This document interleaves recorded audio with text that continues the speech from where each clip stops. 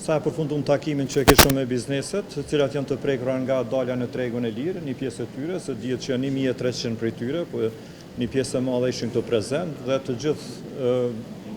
kërkuan dhe u pajtuan që t'i bëjmë thirrje prapë qeverisë që të reflekton, zëres që të reflekton na jepet mundësia e një fazës së tranzicionit siç e kemi kërkuar më herët, të përgatitur tregu, të përgatitur një paketë që përcjell gjatë kësaj faze të tranzicionit lehtësimin për me dalë në treg të lirë dhe biznesit të kalon në tregun e lirë në datën që do të dakordohemi të gjithë bashkë. Në rast se nuk do të ketë një reflektim, atëherë bizneset do t'in bashkë me punëtorët, se kanë filluar të ndinë pasojat negative të këtij vendimi, dhe bashkë me punëtorët të ditën e mërkurë do të dalim në shesh prej orës 11 deri në ora 12 për ta shprehur pak kënaqësinë që e kemi lidhur me këtë vendim dhe për mos reflektimin e qeverisë së Republikës Kosovës. Ftojmë qeverinë që të mos na bjerë në pozitë që të mërkurën të protestojmë të gjithë të ndalim punën, sepse do të ndalet puna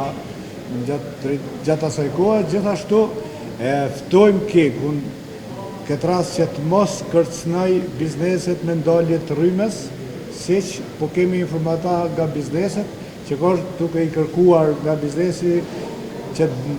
ta bëj një kontratë, ta realizoj një kontratë, në të kundërtën do t'ja ndalë rrymen.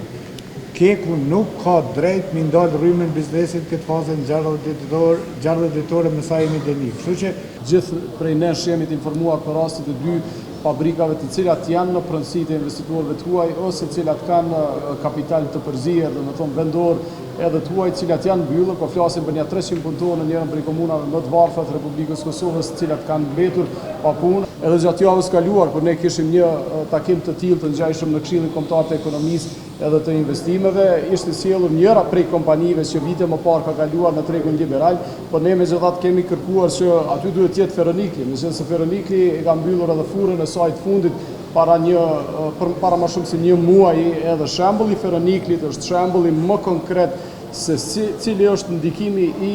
liberalizimit të tregut të papërgatitur të energjisë elektrike. Dhe njerë po e potencojmë tregu, aspektin e furnizimit nuk ka qenë i përgatitur edhe këtu nuk ka asnjëra periodave tona ose asociacioneve të biznesit çfarë duhet të bëj. Është zyra rregullatorit të energjisë e cila është dashur që para nisjes së zbatimit të vendimit të sigurohet që tregu është funksional. Disa deklarime sot këtu në takimin që patëm mbi 100 e ca biznese apo më tepër, 400 biznese të cilat ishin të pranishme këtu, të cilat u deklaruan se janë duke konsideruar mbylljen e fabrikave të tyre. Pra, situata nuk është çesharake, nuk është për tu mos u marrë seriozisht, është shumë serioze. Jemi para mbylljes së fabrikave të këtij vendi.